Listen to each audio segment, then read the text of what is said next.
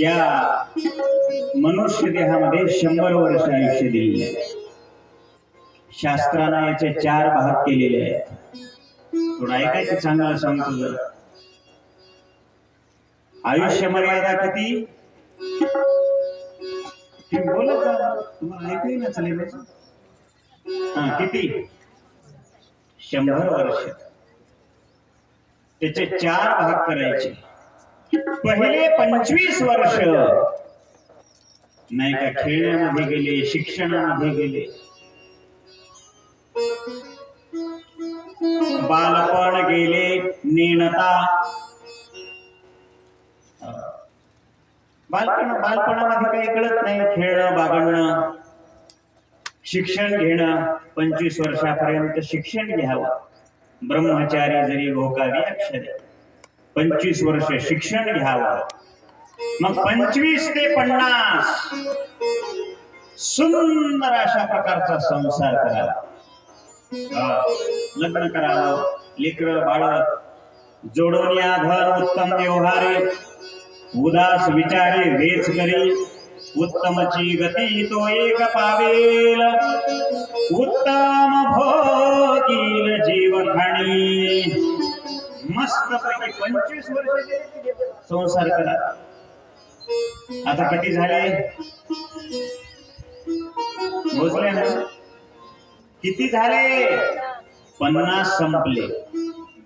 50 झाल्यावर काय म्हणतात रे? 50 झाल्यावर किती? मोठ्यानं किती? 51. ते आकडा सांगायला तरी माणसाला कळणं चाललंय. अरे एकटाच आहेस आता तुझं कोणी नाही. काय कर? वनामध्ये जा. म्हणजे काय कर? घराच्या थोडं दूर आहे. आता लक्ष देऊ नको घराकडे. लेकर बाळ मोठी झालेले आहेत, लग्न झालेलं आहे, सगळा कारभार त्यांच्या हातामध्ये अशा प्रकारचा दिलेला आहे. तू ध्यान ठेव, लक्ष ठेव. काय करतात, काय चाललेलं आहे कामधंदा, किती अशा प्रकारचं कमवू लागलेलं आहे. ते कमवलेलं धन धर्म कार्यामध्ये किती खर्च करतात हे लक्ष ठेव. वनामध्ये जा, भक्ती कर भगवंताची, वारीला जा. 51च्या नंतर दुसरा आकडा 51 झालं तरी जायला गेला. 52 सांगू लागला. अरे अजून गेला नाहीस का? बापू अजून गेला नाहीस?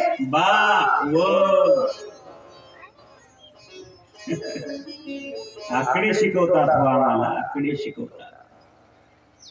तरी सुद्धा आम्हाला कळत नाही. 50 ते 75 वर्षामध्ये वानप्रस्थ जीवन जगावं. कसं जीवन जगावं? वानप्रस्थ संसारात असावं. उग लक्ष ठेवावं सगळीकडे नाही. पण काय करा, आमच्या म्हाताऱ्याच्या चाब्या सुटना चालल्या. गुंडेराव महाराज, अहो तुम्ही आमचं वय झालंय, आता चला वारीला. सगळा कारभार, चाब्या, शेत पाडी देऊन टाका. हे लेकराला सगळं करू द्या की आता. त्याला कधी ना कधी करावं. तेला काय कळत आता म्हणून आतापासून तेला गेल्यावर उदा माझा करून टाकतील की सगळा. म्हातारा झाला तरी सोडी ना चाब्या. आता कसं करा? वानप्रस्थ जीवन जगावं 75 वर्षापर्यंत.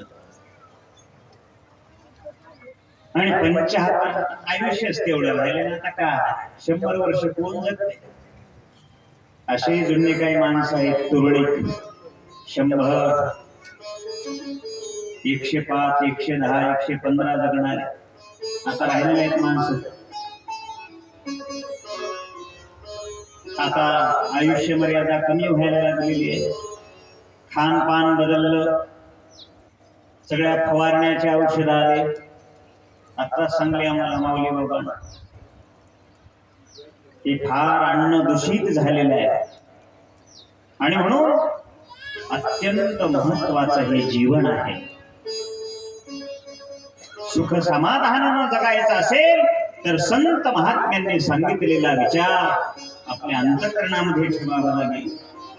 युक्त आहार विहार नेम इंद्रियासे सार नसावी वासर निद्रा बहुभाषण. एवढ्या गोष्टी पालन केल्या धन्यतयाचा संसार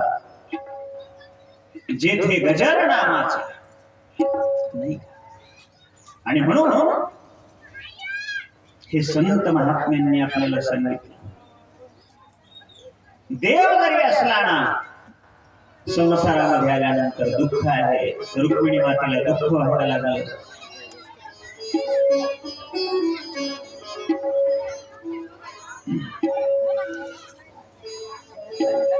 हा बसा बसा काय पडलं बसा.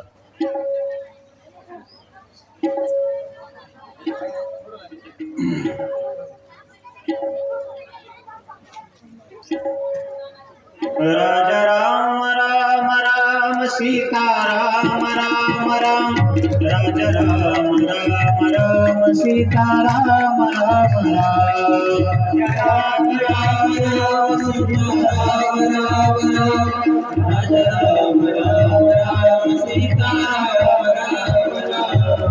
राम राम राम सीता राम राम राम राजा राम राम राम सीता राम राम राम राजा राम राम राम सीता राम राम राम राजा राम राम राम सीता राम राम राम राजा राम राम राम सीता राम राम राम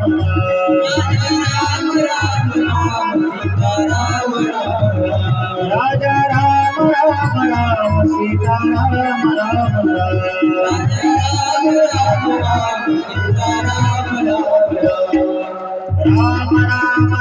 सीता राम राम राजा राम राम राम सीता राम राम राजा राम राम राम सीता राम राम राजा राम राम राम सीता राम राम राजा राम राम राम सीता राम राम राजा राम राम राम सीता राम राम राजा राम राम राम सीता राम राम भगवान की जय. लेकरं इकडे तिकडे जाऊन खेळून भांडण करणं हे करून इथे एका जागी कसं माशाला आणि मग तो समुद्रामध्ये पडलेला प्रद्युम्न भगवंताची लीला कशी आहे ऐका. तो मुलगा एका माशाला गेला आणि ते कोळी लोक मासे धरणार समुद्रामध्ये मोठा मासा धरला आणि तोच मासा शंभरासुराच्या दरबारामध्ये राक्षसाला खाण्याकरता नेला. बसा बसा नंतर द्या बसा कुठं जाणार नाही.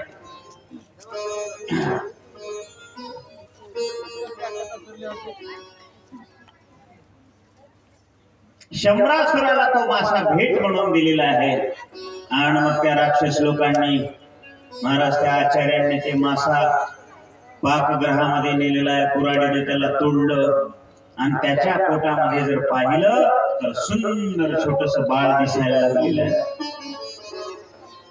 लीला कशी आहे पहा.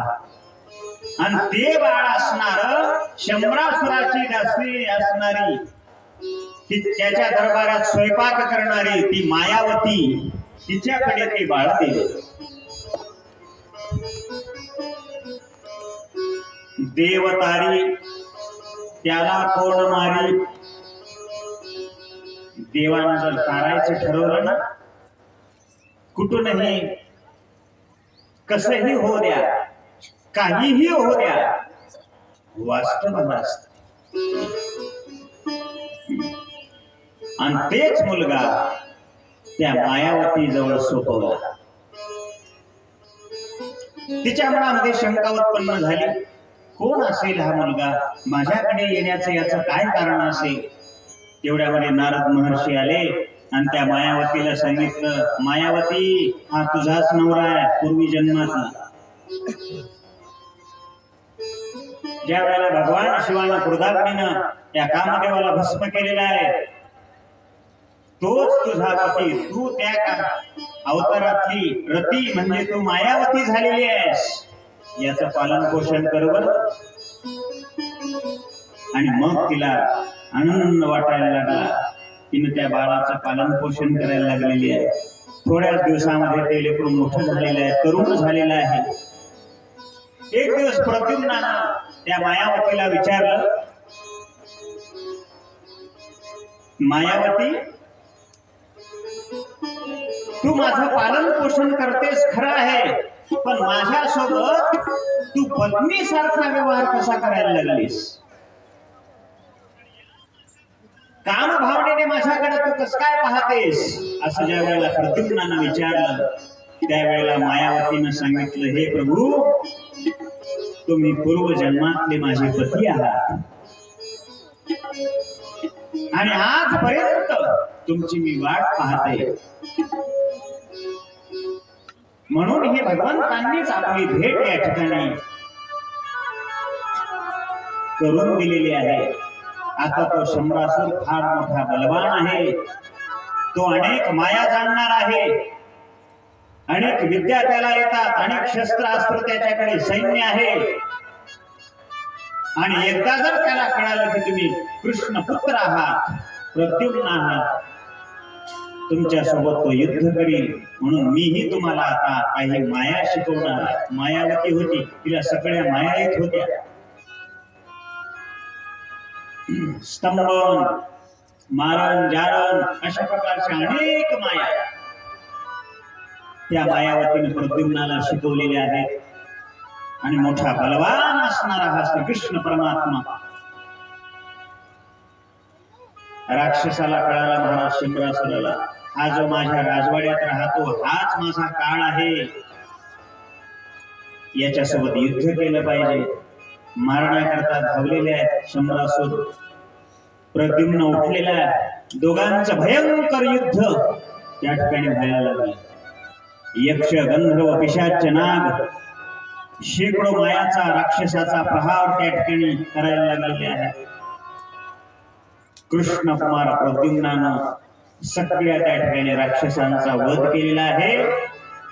आणि एक बाण काढल्याबरोबर नारायणास्त्र सोडलं आणि त्या शंभरासुराचा वध प्रद्युम्नानं त्या ठिकाणी करून टाकला.